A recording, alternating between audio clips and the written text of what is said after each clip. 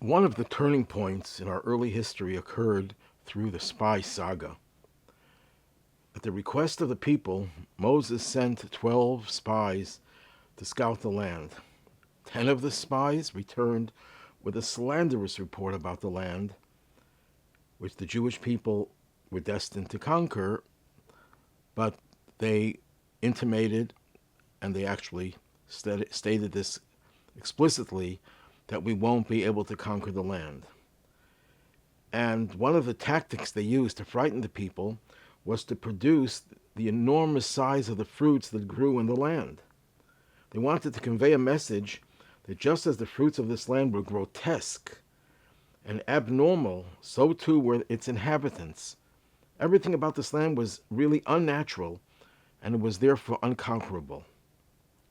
This is how the Torah describes the spies taking of the fruits. They arrived at the valley of Heschel and cut from there a vine with one cluster of grapes and bore it on a double pole.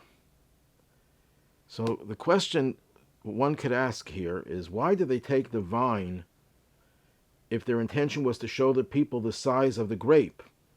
Why was it important for the Torah to mention that they took the vine with the cluster? This question, it seems to have been addressed by the famous Aramaic translation of the Torah ascribed to the Tana, the Talmudic sage Rabbi Yonasan ben Uziel. And he suggests that there was something unique about this vine, that the branch itself produced wine the same way the grapes did. And that would answer our question as well. The spies wanted to show the people this bizarre phenomenon that the branch itself had the same capacity as the grapes. Grapes can produce wine, and so could the branches produce wine.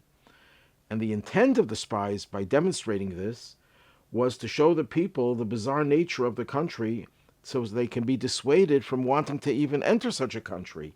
Who would want to go to a place that is so grotesque? Everything is abnormal. Things do not operate within the realm of natural law, as it were.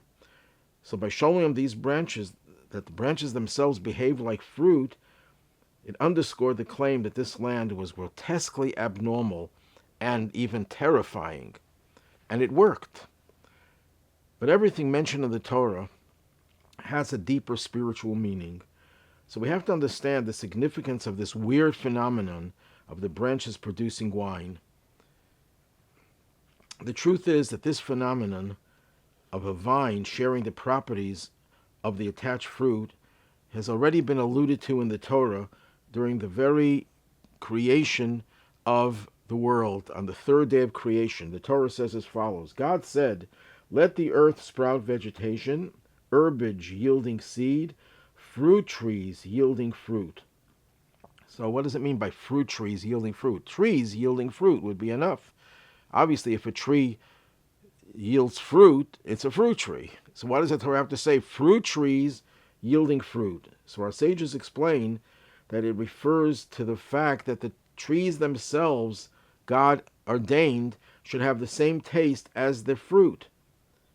But the earth did not abide by God's decree and did not produce such fruit, such trees that have the same taste and the same properties as the fruit. And the Midrash continues that the earth was subsequently punished by God when he cursed Adam for his transgression. What does this mean? That the trees did not abide by God's will. Trees don't have a will of their own. Trees are plants. They don't have a mind of their own.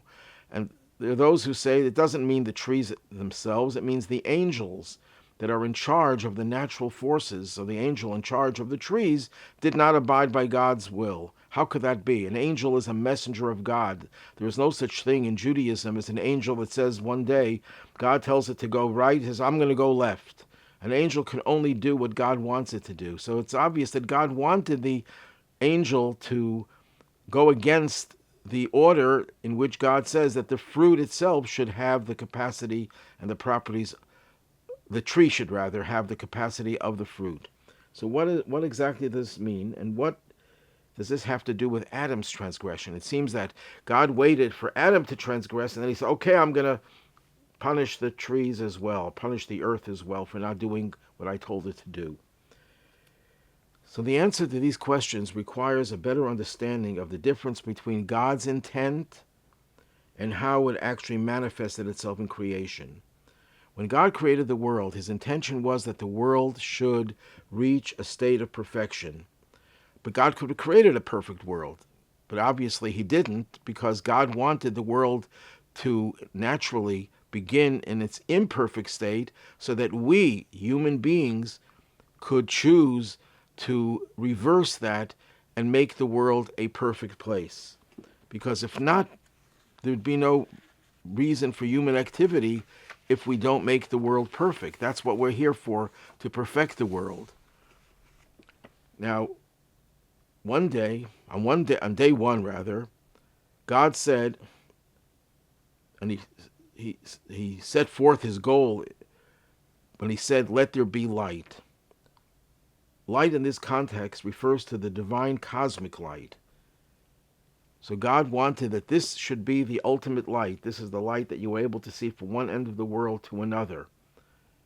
And God said, let there be this kind of light. Is that the light that we have today? No. Our sages tell us, Rashi cites this teaching, that God concealed this light because he saw that if the wicked people would have access to this light, it would be very dangerous. So he hid it. So what's the point in creating the light and then hiding it? So we see, even from day one, God set something into motion, a concept of light, a special kind of cosmic light, spiritual light, and then God, as it were, quote unquote, sabotages his own will and says, okay, I'm going to diminish the light. Why? Because God knew if he creates the light the way he intended it to eventually illuminate the world, but if he did it immediately after creation, the world would be basking in divine light and there would be no room for free choice, there would be no room for human initiative. So God says, let there be light, this cosmic light, and then he sabotages it and he makes sure that this light should be concealed. What happens on day two? God wants there should be unity in this world. But what does God do? He creates division. Division between heaven and earth, by creating a division between the lower and the upper waters. This is God wanted there should be unity, and what does he do on day two? He creates division in this world. And the famous work Noam Elimelech by the Hasidic master Rabbi Elimelech of Luzensk explains that the division of Korach started a war, a revolution, as it were, to divide the Jewish people. That concept of division originated on day two of creation. So day two of creation, God goes against his own intention and objective that there should be unity in this world, and that unity would happen at Mount Sinai, where the heavens and earth would come together. So God creates the division at the very beginning, at day two. What happens in day three? Day three, as we just said before, God says that there should be fruit-bearing trees, fruit trees bearing fruit, that the trees themselves should have the power of the fruit, and that's not what happened. It doesn't mean that the angels decided to go against God's will. God himself instructed the angels after stating that this is the objective. God says, but I don't want the objective to materialize now. I want the objective to be achieved through humanity. What is the objective? There should be consistency. When the tree has one taste and one property and the fruit has another, it's inconsistent. One should be a reflection of the other. The source and that which comes from the source should be the same. It's like human reproduction. The child is no different from the parent. They're both human beings, and when the child grows up, the child becomes a parent.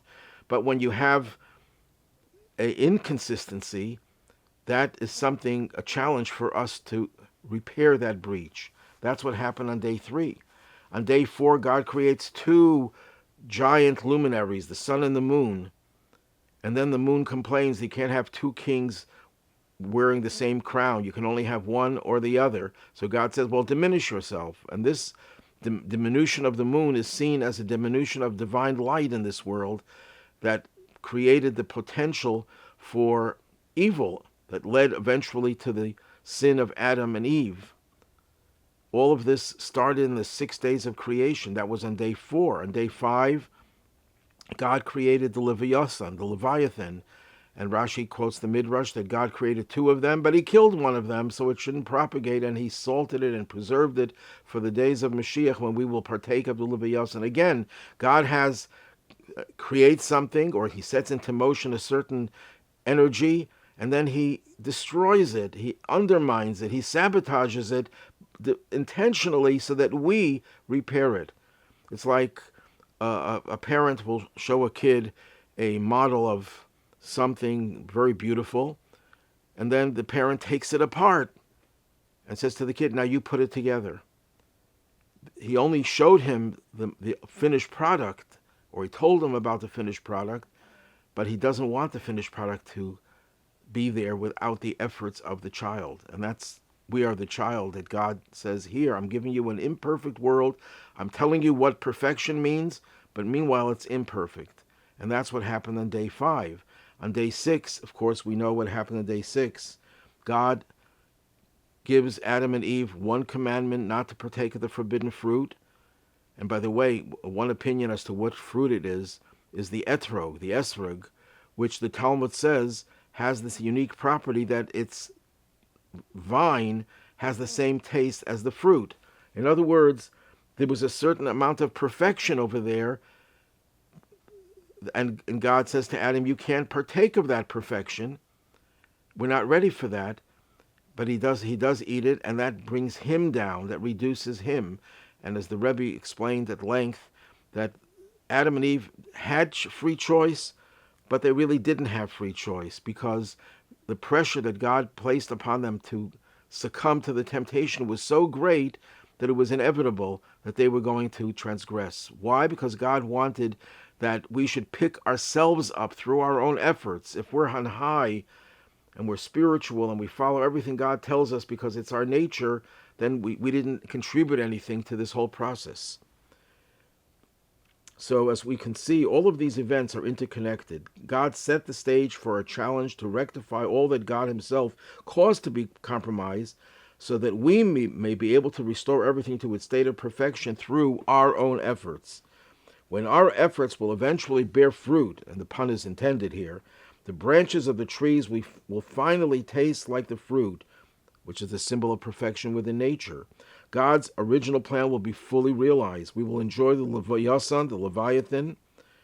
The moon's light will rival the sun, and the divisions within society will be healed. All the imperfections that were introduced by God into nature in the 6 days of creation will be perfected.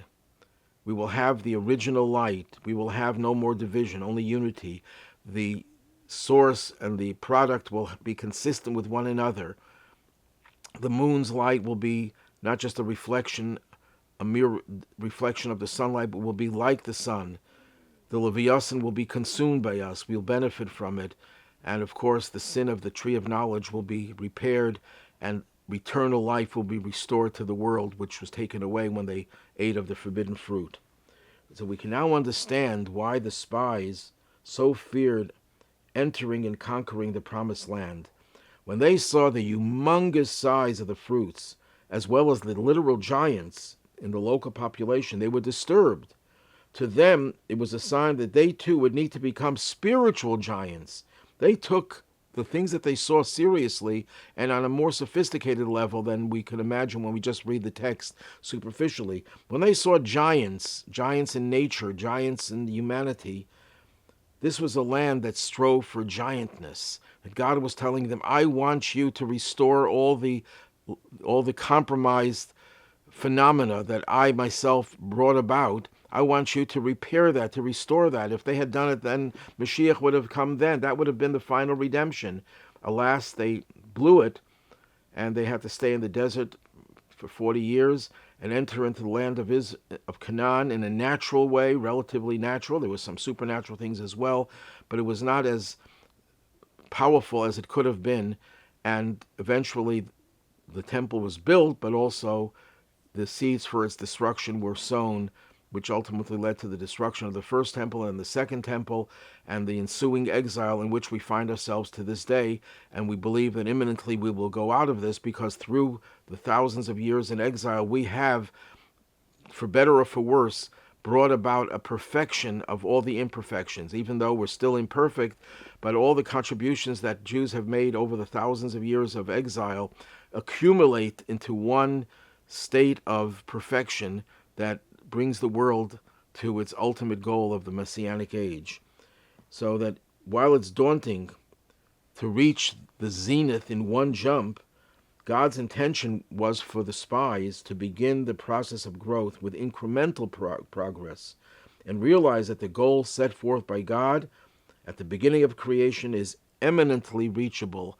And that is what the Messianic age is all about, to fulfill the purpose of creation that God set into motion at the very beginning, before he sabotaged it himself, setting the stage for our efforts to bring about perfection and bring about a world that will conform totally to God's will, a world that would be permeated with godliness, with light and perfection and consistency and harmony and peace. May we see it unfolding imminently, as the Rabbi would say, take it from miyad mamish, literally immediately.